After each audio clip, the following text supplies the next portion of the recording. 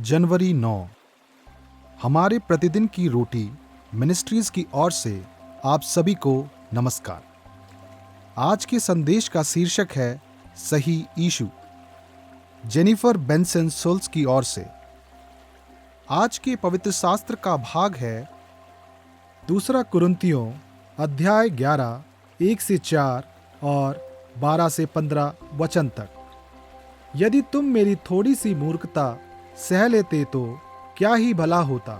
हाँ, मेरी सह भी लो, क्योंकि मैं तुम्हारे विषय में ईश्वरी धुन लगाए रहता हूँ, इसलिए कि मैंने एक ही पुरुष से तुम्हारी बात लगाई है कि तुम्हें पवित्र कुंवारी के समान मसीह को सौंप दूं। परंतु मैं डरता हूँ कि जैसे सांप ने अपनी चतुराई से हव्वा को बहकाया, वैसे ही तुम्हारे मन उस सिधाई और पवित्रता से जो मसीह के साथ होनी चाहिए कहीं भ्रष्ट न किए जाएं। यदि कोई तुम्हारे पास आकर किसी दूसरे यीशु का प्रचार करे जिसका प्रचार हमने नहीं किया, या कोई और आत्मा तुम्हें मिले जो पहले ना मिला था, या और कोई सुसमाचार सुनाए जिसे तुमने पहले ना माना था, तो तुम उसे सह लेते हो। परंतु जो मैं करता हूँ वही करता रहूँगा कि जो लोग दांव ढूंढते हैं उन्हें मैं दांव पाने ना दूं, ताकि जिस बात में वे घमंड करते हैं उसमें वे हमारे ही समान ठहरें। क्योंकि ऐसे लोग झूठे प्रेरित और छल से काम करने वाले और मसीह के प्रेरितों का रूप धरने वाले हैं। ये कुछ अचंभे की बात नहीं, क्योंकि शैतान आप भी ज्योतिर्मय स्वर्गदूत का रूप धारण करता है। इसलिए यदि उसके सेवक भी धर्म के सेवकों का सा रूप धरे तो कोई बड़ी बात नहीं, परंतु उनका अंत उनके कामों के अनुसार होगा। मुख्य वचन 2 कुरिन्थियों अध्याय 11 वचन 4। यदि कोई तुम्हारे पास आकर किसी दूसरे यीशु का प्रचार करे जिसका प्रचार हमने नहीं किया, या कोई और आत्मा तुम्हें मिले जो पहले ना मिला था, या और कोई सुसमाचार सुनाए जिसे तुमने पहले ना माना था, तो तुम उसे सह लेते हो। जैसे ही पुस्तक क्लब के नेता ने उस उपन्यास का सारांश दिया जिस पर समूह चर्चा करने वाला था, कमरे का शोर एक आरामदायक चुप्पी में बदल गया।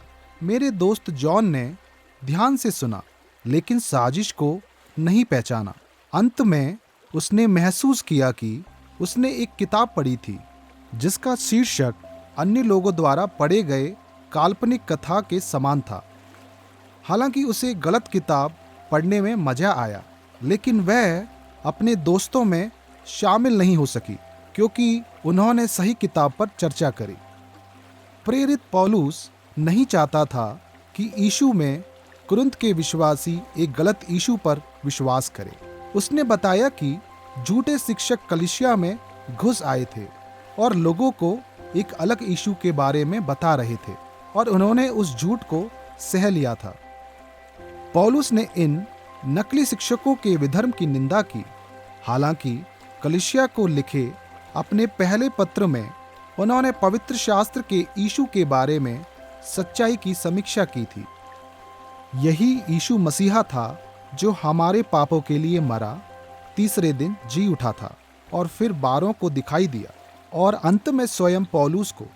यह यीशु मरियम नाम की एक कुंवारी के द्वारा पृथ्वी पर आया था और उसका नाम इमैनुएल रखा गया था, ताकि उसकी दिव्य प्रगति की पुष्टि की जा सके। क्या यह उस यीशु की तरह लगता है जिसे आप जानते हैं? उसके बारे में बाइबल में लिखे गए सत्य को समझना और स्वीकार करना हमें विश्वास दिलाता है कि हम उस आत्मिक मार्ग पर हैं जो स्वर्ग की ओर ले जाता है। जरा सोचें, आप कैसे जानते हैं कि आप यीशु के बारे में सच्चाई पर विश्वास करते हैं? बाइबल उसके बारे में क्या कहती है? यह सुनिश्चित करने के लिए आपको क्या जांच पड़ताल करनी पड़ सकती है? आए हम प्रार्थना करें। प्रिय परमेश्वर, आप मुझे अपने सत्य के प्रकाश में चलने में सहायता करें। आमीन।